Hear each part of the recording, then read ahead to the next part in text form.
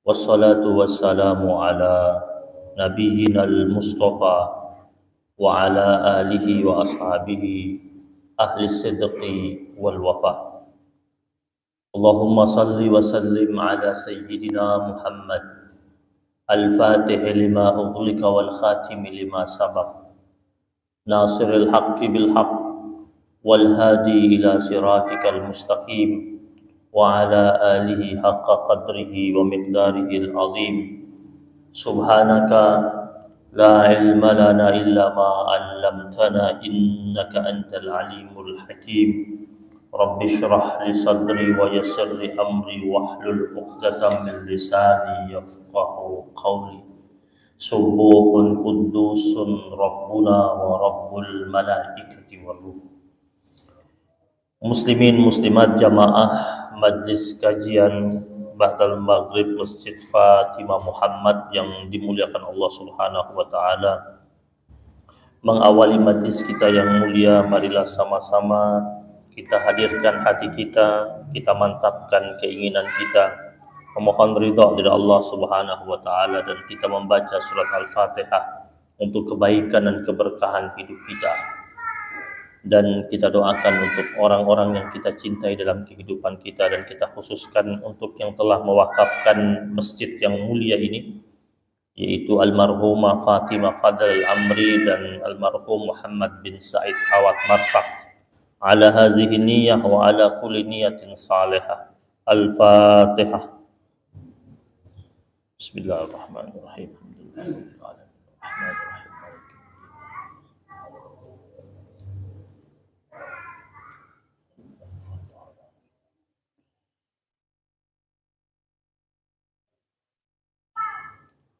Jamaah yang dimuliakan Allah Subhanahu wa taala, setiap orang-orang yang beriman dalam menelusuri jalan keimanannya tentu akan menghadapi ujian dalam keimanan yang sedang dia pertahankan. Bahkan seluruh nabi-nabi yang Allah utus, ketika kita membaca sejarah mereka dan umat-umat yang bersama mereka, mereka dihadapkan dengan ujian yang tidak sedikit. Karena ketika seorang hamba Allah Subhanahu wa taala memproklamirkan keimanannya kepada Allah Subhanahu wa taala, setelah itu Allah pun akan menguji sejauh mana ketahanan imannya itu dapat dia pertahankan. Makanya di dalam Al-Quran Allah Subhanahu wa ta'ala berfirman, ahasiban nasu ayyutraku ayyakulu amanna wahum la yuftanun. Apakah manusia itu mengira bahwasanya mereka akan dibiarkan begitu saja menyatakan mereka telah beriman kepada Allah, kemudian setelah itu mereka tidak diuji? Jadi Allah menegaskan di situ bahwasanya iman itu sesuatu yang mahal. Dan ketika seorang hamba Allah sudah berada dalam mahkota keimanannya, tugas dia berikutnya adalah menjaga, merawat, dan mempertahankan nilai-nilai iman yang telah dia miliki. Tentu pasti dalam mempertahankan nilai-nilai keimanan yang dia miliki tersebut, dia akan berhadapan dengan badai ujian. Apakah dia menjadi jiwa-jiwa yang kokoh, kuat, mampu mempertahankan terus-menerus nilai keimanan tersebut sehingga menjadi insan yang cemerlang, ataukah dia akhirnya menjadi insan-insan yang rapuh, yang gagal di tengah jalan, kemudian rontok sendi-sendi keimanannya. Nah, jamaah yang dirahmati Allah Subhanahu wa taala, orang-orang mukmin sejati itu dia tahu betul dalam menjaga dan merawat nilai keimanannya itu bisa saja dia terpuruk di dunia. Terpuruk maksudnya terpuruk sampai dia berhadapan dengan betul-betul cobaan yang berat, atau sampai dia harus kehilangan nyawanya dalam menjaga dan merawat nilai keimanannya. Tetapi dia yakin betul dia pasti mendapatkan kemenangan yang cemerlang di yaumil akhir. Berbeda dengan orang-orang kafir yang Allah Subhanahu wa taala kisahkan kepada kita dalam Al-Qur'an dalam surat At-Taghabun ayat yang ke-7. Orang-orang kafir itu mengira setelah mereka mati sudah selesai. Orang-orang yang beriman meyakini bahwasanya masih panjang perjalanan mereka setelah mereka selesai meniti jalan hidup mereka di bumi Allah Subhanahu wa taala. Maka dalam Al-Qur'an surat At-Taghabun ayat yang ke-7 Allah berfirman, za'amal ladzina kafaru alla yub'atsu. Orang-orang kafir itu mengira bahwasanya mereka tidak akan dibangkitkan. Mereka merasa sudah selesai ketika mereka sudah berkalang tanah, tubuh mereka sudah hancur, tulang belulang mereka sudah menyatu dengan tanah tersebut. Mereka mengatakan sudah tidak mungkin lagi dibangkitkan. Allah katakan kepada Rasul, qul bala wa rabbi. Katakanlah kepada mereka, wahai Rasul, itu tidak seperti yang mereka bayangkan, tidak seperti yang mereka kira. Dan Allah perintahkan kepada Rasulullah SAW untuk bersumpah dengan menggunakan nama Allah, wa rabbi, demi Tuhanku Allah Subhanahu wa taala, la tub'atsunna, kalian semuanya itu bakal dibangkitkan kembali. Dan setelah itu, summa latunabba'unna, lalu kalian semuanya akan diberitakan tentang apa? Bima amiltum, tentang segala macam bentuk perbuatan yang telah kalian lakukan. Jadi nanti di hari akhir, setelah dibangkitkan kembali oleh Allah Subhanahu wa taala, nanti ada BAP. Ini ayat surat At-Taghabun ayat yang ke-7 ini tentang BAP nih. Di dunia ada BAP kan, berita acara perkara. Di akhirat ada ini. Dibangkitkan setelah itu kata Allah, summa latunabba'unna, kalian semuanya akan diberitakan. Ada BAP-nya tentang apa? Bima amiltum, tentang segala macam yang kalian lakukan. Dan BAP-nya rinci banget. Gak ada yang dilewatin, gak ada yang ditutup-tutupin, gak ada yang dipeti eskan, gak ada. Dan bagi Allah bukan hal yang sulit. Maka kata Allah dalam Al-Quran surat At-Taghabun tadi, wa dzalika 'ala Allahi yasir, dan itu semua ya bagi Allah Subhanahu wa taala mudah. Untuk apa? Untuk dibongkar semuanya, untuk diberitakan semuanya, dan nampak semuanya nanti di hadapan Allah Subhanahu wa taala. Nah, jemaah yang dirahmati Allah Subhanahu wa taala, banyak kisah tentang orang-orang di zaman dahulu yang kokoh dalam mempertahankan keimanannya, bahkan sampai nyawa sebagai taruhannya. Salah satunya itu dikisahkan dalam sebuah riwayat hadis, diriwayatkan oleh Imam Muslim dari jalur sahabat Nabi Suhaib. Dia mendengar kisah dari Rasulullah sallallahu alaihi wasallam, anna Rasulullah sallallahu alaihi wasallam qala, Nabi duduk sama sahabat-sahabat, terus Nabi menceritakan tentang suatu kejadian yang pernah terjadi di masa lampau, tentang orang-orang yang betul-betul kuat dalam merawat keimanannya dan bertahan dengan kokoh terhadap badai ujian akan keimanan yang mereka miliki. Kata Rasul, kana malikun fi man kana qablakum. Kata Nabi, dahulu ada seorang raja yang pernah hidup sebelum zaman kalian ini, wahai para sahabat-sahabatku. Wa kana lahu sahirun, dia memiliki seorang tukang sihir. Zaman dahulu itu kepala negara atau raja atau Kisra atau Kaisar itu suka punya guru spiritual. Kalau dia seorang raja yang baik, guru spiritualnya orang-orang saleh. Seperti Harun al-Rashid itu, dia pemimpin yang baik, di sekitarnya orang-orang saleh. Tapi kalau raja yang zalim, yang jahat, yang sewenang-wenang, ya biasanya di sekitarnya guru spiritualnya, ya kalau nggak dukun, tukang sihir, paranormal.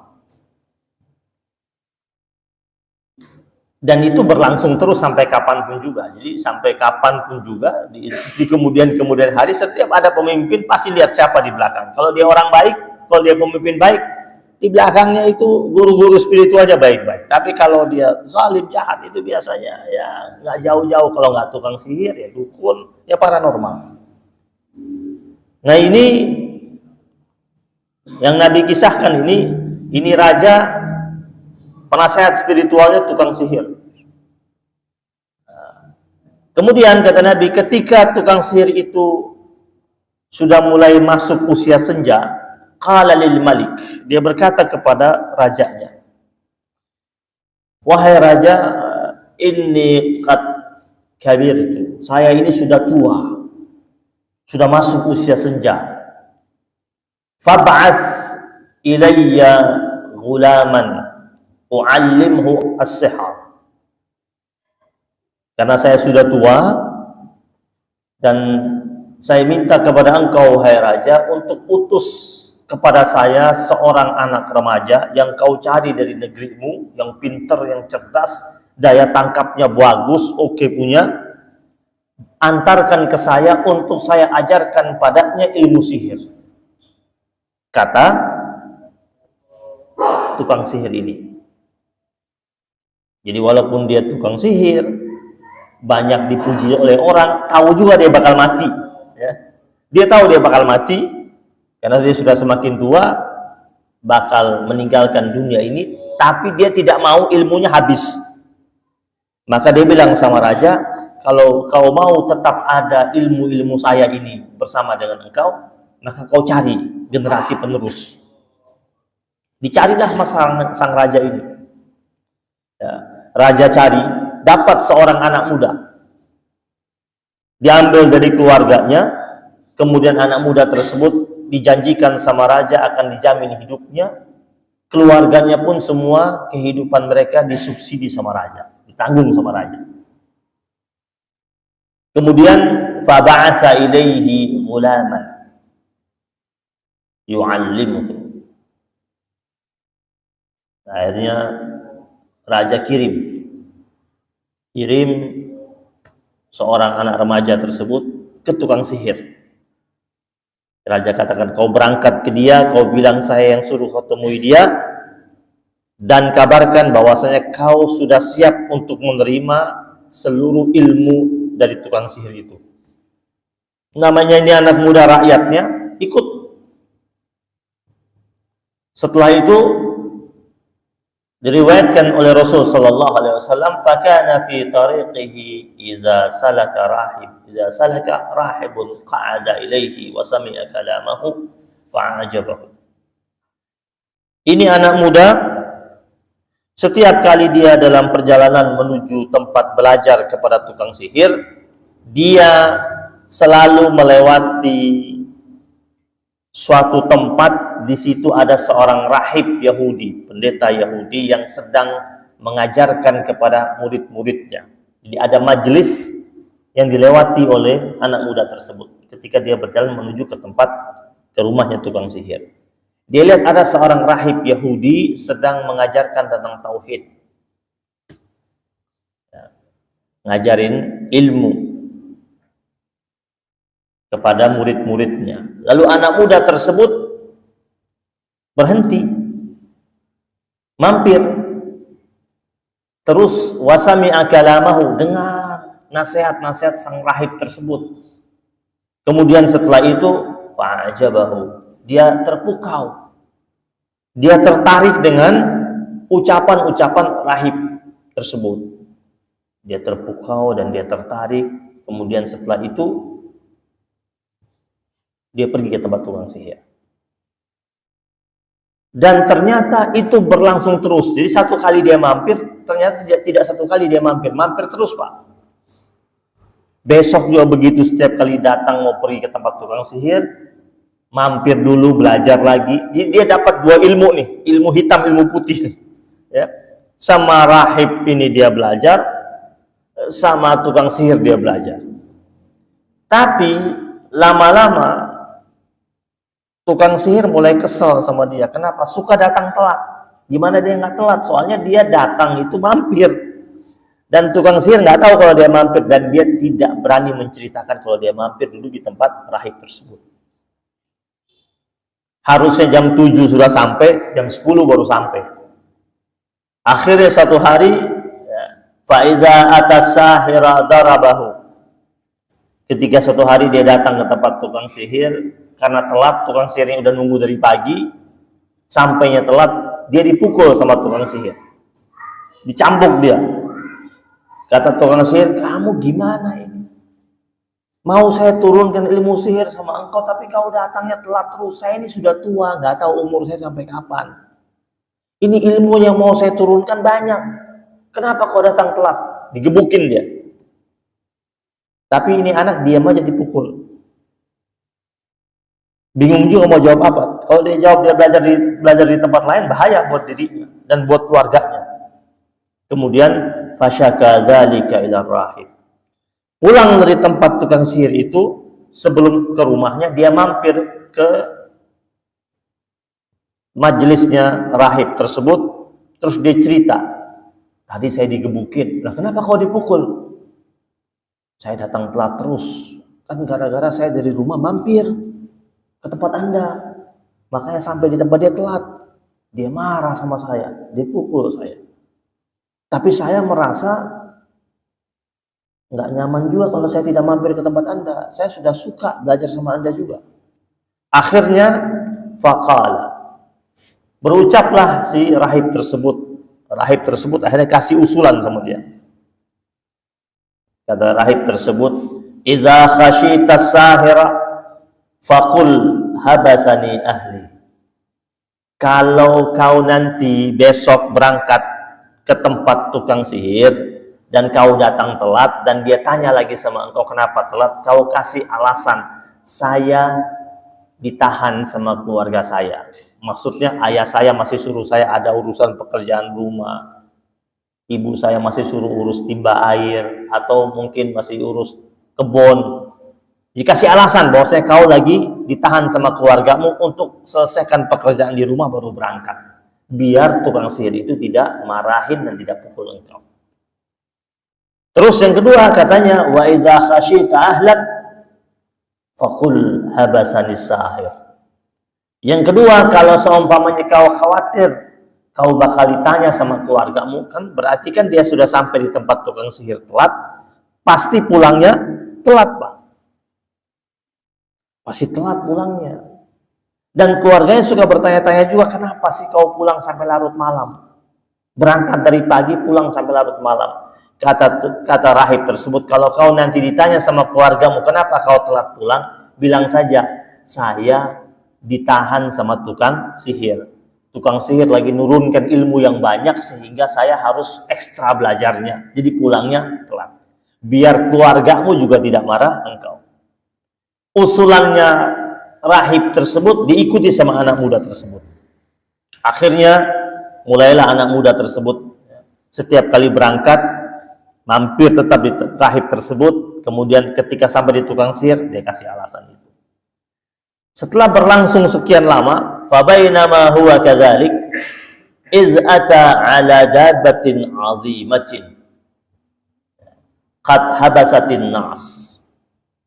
Ketika dia sedang berjalan satu hari mau pergi menimba ilmu ke tempat tukang sihir, dan tentu dia bakal mampir ke tempatnya rahib tersebut. Di tengah jalan sebelum sampai di rumahnya rahib Yahudi ini, dia lihat ada seekor binatang besar lagi menghalangi jalan banyak orang.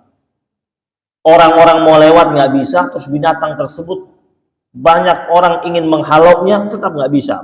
Pakai kayu-kayu besar, ada yang lempar dengan batu, itu binatang nggak minggir, tetap di situ. Dan banyak orang ketakutan. Anak muda ini ketika dia lihat ada keramaian, dia mendekati dan dilihat, oh ada hewan besar. Setelah itu anak muda itu berucap, faqal al-yawma a'lamu sahiru afdal amir rahibu afdal.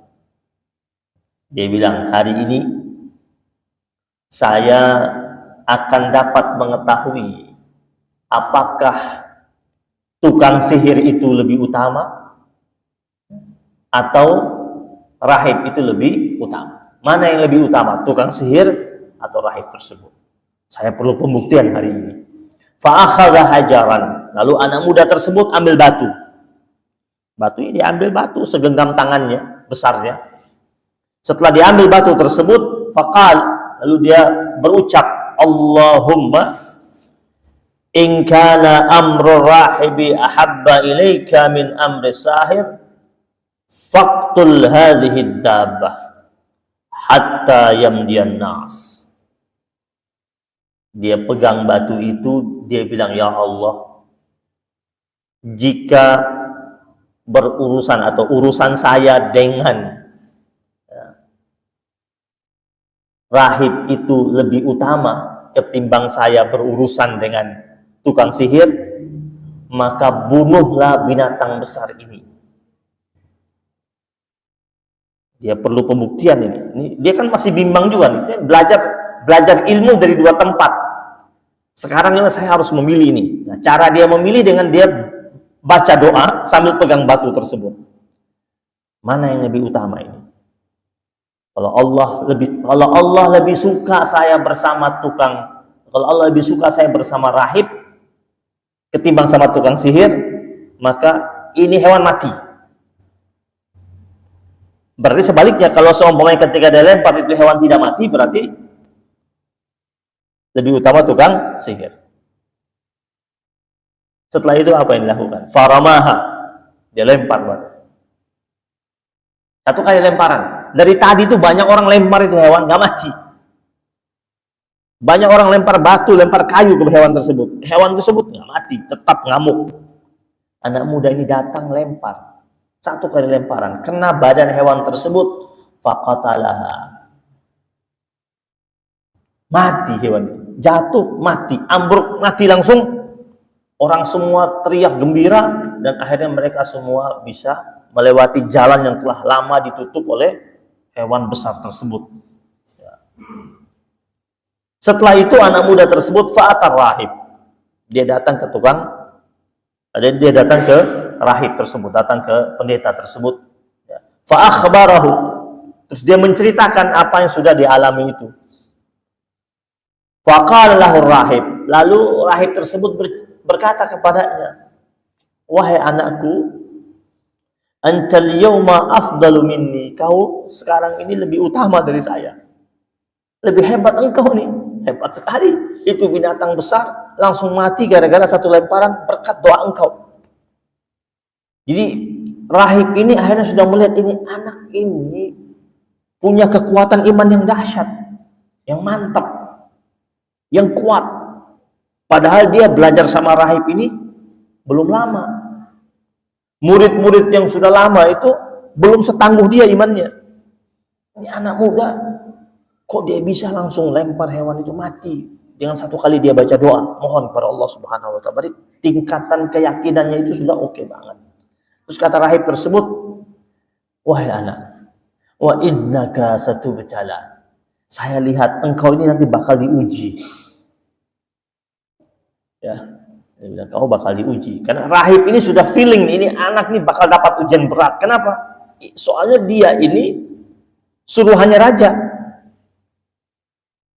Dan raja suruh dia belajar ilmu sihir. Tapi sekarang kelihatan dia sudah mulai kelihatan memberontak melawan kehendak raja. Terus kata rahib tersebut, fa ini tulita fala tadulla alayya. Saya minta ya sama engkau, kalau engkau nanti diuji atau mendapatkan ujian, Saya mohon, kata rahib tersebut, jangan kau arahkan padaku. Maksudnya, nanti kalau kau nanti dapat siksaan, dapat tekanan, jangan sebut-sebut nama saya. Karena kalau sebut nama saya, wah ini tempat saya juga ini tempat-tempat pendidikan saya ini hancur semua, pasti diamuk-amuk sama raja. Pesannya sang rahib tersebut. Lalu anak itu pulang. Seiring berjalannya waktu, anak ini punya kelebihan. Berikutnya, dia punya kelebihan, bisa nyembuhkan orang. Kanal ghulam yubri'ul akmaha wal abrasa. Anak ini setelah kejadian itu, di kemudian hari, dia bisa menyembuhkan orang-orang sakit. Yang kena kusta datang ke dia sembuh. Orang buta datang ke dia didoain langsung bisa ngelihat. Ya. Wa yudawin nas min sa'iril adwa. Dia mengobati manusia dari segala macam bentuk penyakit. Apa saja datang ke dia diobati sembuh sama dia. Kemudian fasami ajalisun lil malik. Beritanya jadi viral.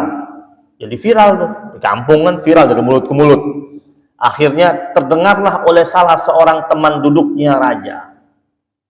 Teman duduknya raja dengar ada anak punya kelebihan bisa ngobatin orang. Anak remaja bisa ngobatin orang, punya kelebihan. Anak muda ini. Ya.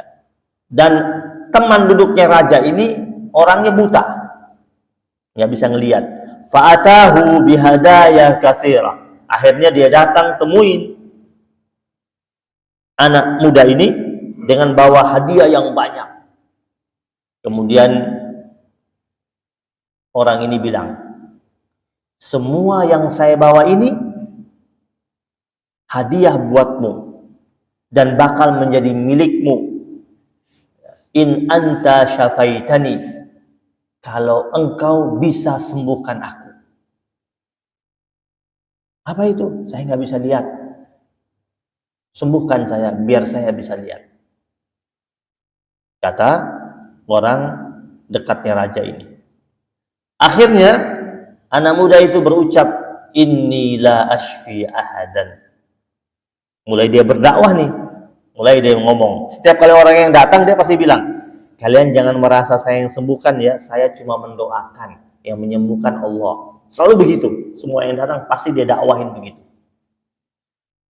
Nah, ketika orang dekatnya raja itu minta disembuhkan, dia bilang, saya sebenarnya tidak menyembuhkan siapa-siapa. Kata orang dekatnya raja, saya dengar kabar si ini sembuh, si itu sembuh. Ya, tetapi innama yashfi Allah. Yang menyembuhkan itu hanya Allah subhanahu wa ta'ala. Terus dia bilang lagi sama orang ini, fa'in anta amanta billah, jika engkau betul-betul mau beriman kepada Allah subhanahu wa ta'ala, da'autullah, maka saya akan doa kepada Allah subhanahu wa ta'ala. Fasyafa, maka Allah subhanahu wa ta'ala akan menyembuhkan dirimu. Jadi semua orang yang datang berobat sama dia, pasti dia kasih syarat. Beriman dulu sama Allah. Setelah menyatakan keimanan sama Allah, baru dia angkat tangan, dia doa. Sembuh orang itu. Dia nggak minta bayaran. Dia minta hanya untuk beriman kepada Allah. Setelah itu, ya kalau yang mau kasih hadiah, dia terima saja. Tapi dia tidak tentukan tarif tuh. Nggak ada syarat ini, nggak ada syarat-syarat apa-apa. Syaratnya cuma satu. Mengucapkan iman sama Allah. Baru dia doa. Yang namanya ini orang pengen sembuh. Dia bilang, baik kalau begitu. Akhirnya, fa'amana billah. Dia mengucapkan dia beriman sama Allah. Fasyafahullah. Akhirnya setelah itu orang itu disuruh tutup matamu. Untuk orang disuruh pejamkan matanya. Setelah orang tersebut pejamkan matanya, dia angkat tangannya di doa. Setelah selesai dia doa, dia bilang sama orang tersebut, sekarang buka matamu. Ketika orang itu buka matanya, langsung lihat. Langsung lihat, Pak. Nggak ada pakai buram-buram, nggak pakai. Langsung lihat. Kaget dia. Begitu girangnya dia bisa lihat, karena dia teman dekatnya raja, orang pertama kali yang dia kabarin, dia bisa lihat siapa? Raja. Datang dia. ke raja. Datang fa'atal malik, dia datang mengunjungi raja. Fajalasa ilaihi kama kana yajlisu. Jadi ketika dia datang ke istana, masuk, raja lihat dari jauh, wih, teman saya tuh biasa duduk sama saya, datang masuk. Tapi raja agak kaget, nggak pakai tongkat dan tidak dikawal orang. Biasanya dia pakai tongkat sama ada yang kawal dia untuk antar dia, tuntun dia sampai ke raja. Makanya raja bilang sama pengawal-pengawalnya, tuh datang tuh, cepat, pegang dia. Nanti dia nabrak barang-barang di kerajaan, hancur semuanya. Ketika pengawal-pengawal raja mendekati dia, berusaha untuk pegang tangannya, menuntun dia ke tempat duduknya dia, biasa dia duduk sama raja, dia tepis tuh. Dia tepis tangan-tangan pengawal raja. Ngapain pegang saya? Kata pengawal-pengawal raja, kan kamu nggak bisa lihat. Enggak, gue bisa lihat. Gitu. Semua kaget. Gue bisa lihat, biarin, jangan pegang. Terus dia jalan. Raja perhatikan. Benar, jalannya bengkok nggak bengkok, lurus aja. Sampai dekat raja. Terus dia duduk di tempat yang biasa dia duduk. Terus dia hadapkan wajahnya ke raja. Lihat wajahnya raja. Raja kaget. Antara percaya sama tidak percaya. Tapi ini orang katanya dia bisa lihat. Makanya raja langsung tanya sama dia. Faqala lahul malik. Raja berucap kepadanya, man radda alaika basarak. Siapa yang mengembalikan penglihatanmu? Lihat dia jawab apa? Kan anak muda itu pesan, kalau kau sudah sembuh ini, pulang, ketemu siapa saja orang yang datang ke rumahmu yang bergembira dengan engkau sudah bisa lihat, kan pasti orang kalau sudah sembuh tuh banyak yang datang lihat dia bergembira dengan kesehatan dia. Siapa saja yang tanya siapa yang sembuhkan, jangan sebut saya. Bilang siapa? Allah. Nah, raja tanya sama dia, man radda alaika basarak, siapa yang mengembalikan penglihatanmu? Ini orang spontan jawab, Rabbi, Tuhanku. Raja kaget. Ya, raja bilang sama dia, walaka rabbun ghairi, apakah engkau memiliki Tuhan selain aku? Ya. Raja mulai marah, mulai kesel. Karena raja ini selain dia zalim, ngaku dirinya Tuhan. Ngaku dirinya Tuhan. Antum bayangin, Tuhan punya teman nongkrong. Tuh, temannya ini ngomong dia. Sekarang temannya nggak ngakuin dia Tuhan. Temannya nggak ngakuin. Ya. Terus raja bilang sama dia. Setelah raja bilang sama dia begitu, dia bilang apa sama raja? Qala. Dia jawab ucapan raja itu, dia mengatakan, Rabbi wa rabbukallah. Tuhan saya sama Tuhan engkau Allah. Jadi didakwain ke raja. Salah, dia bilang.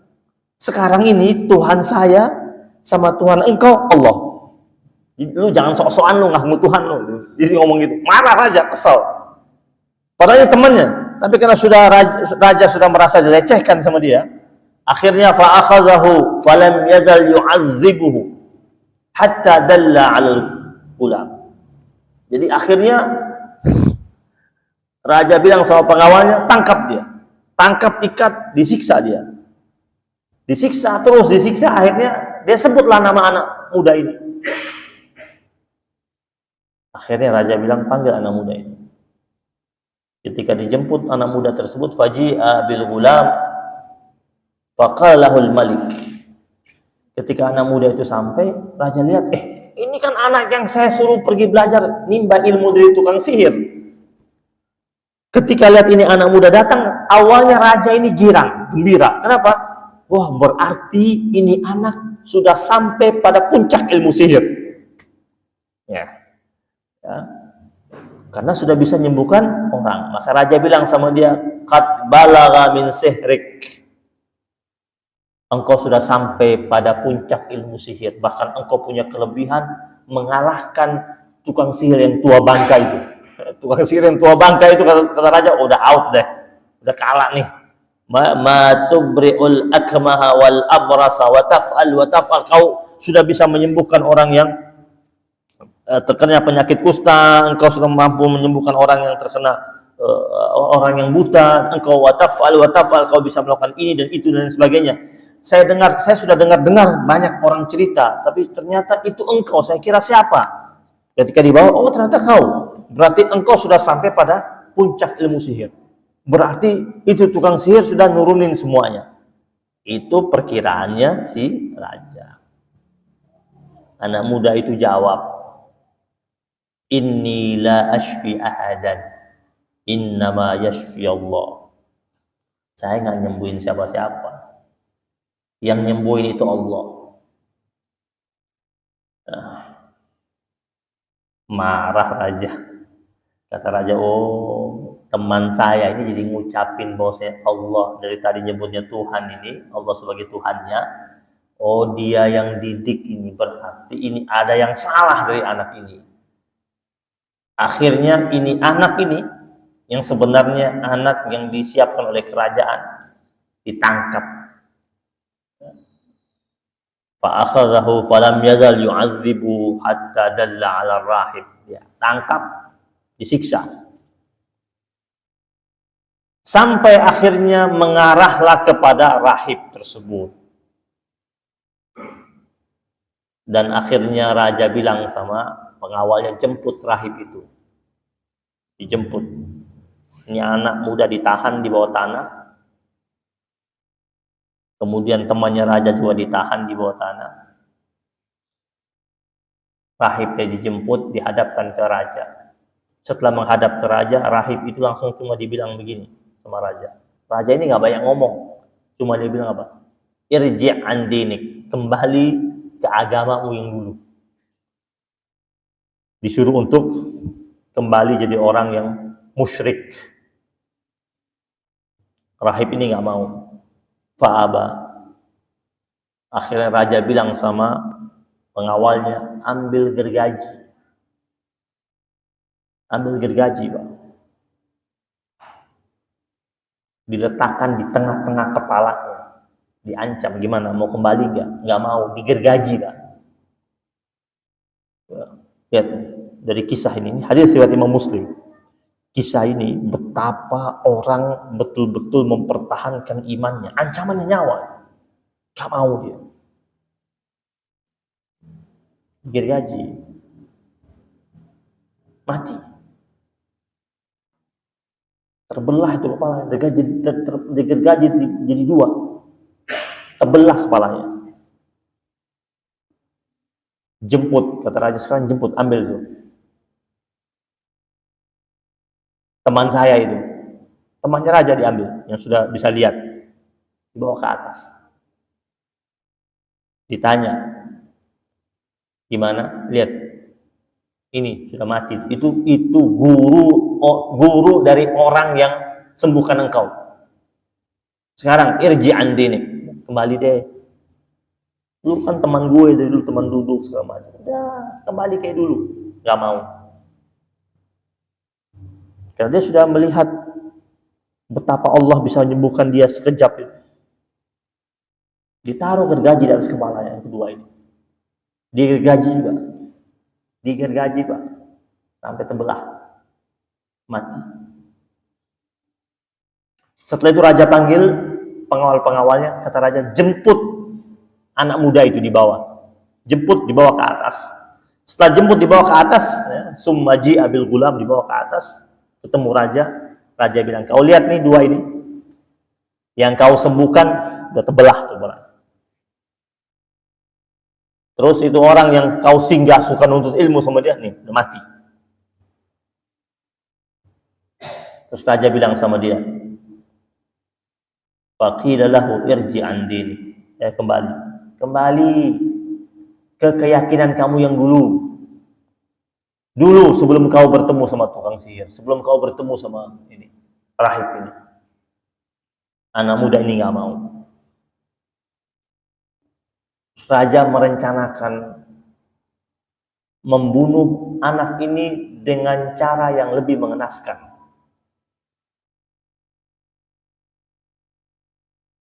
Udah masuk Isya. Isya. bersambung Senin depan. Emang sinetron aja nyambung. Biar antum penasaran. Kalau sinetron aja antum nyambung, wah nungguin. Sekali-sekali pengajian ada sambungannya. Antum lihat wajahnya juga serius semua, serius. Serius.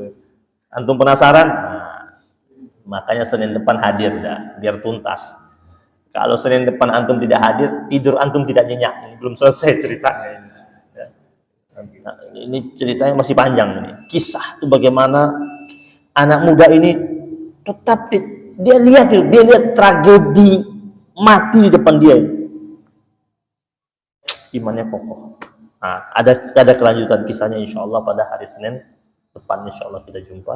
Rabbana taqabbal minna innaka antas samiul alim, tub alaina ya maulana innaka antat tawwabur rahim. Allahumma nawwir qulubana bi nuri hidayatik kama nawwarta arda bi nuri syamsika wa qamarika abadan abada. Wa sallallahu ala sayyidina Muhammadin nabiyil ummi wa ala alihi wa sahbihi wa baraka wa sallam alhamdulillahi rabbil alamin. Subhanakallahumma wa bihamdika asyhadu an la ilaha illa anta astaghfiruka wa atubu ilaik. Wabillahi taufiq wal hidayah wal ridha wal inayah wal afu minkum. Wassalamualaikum warahmatullahi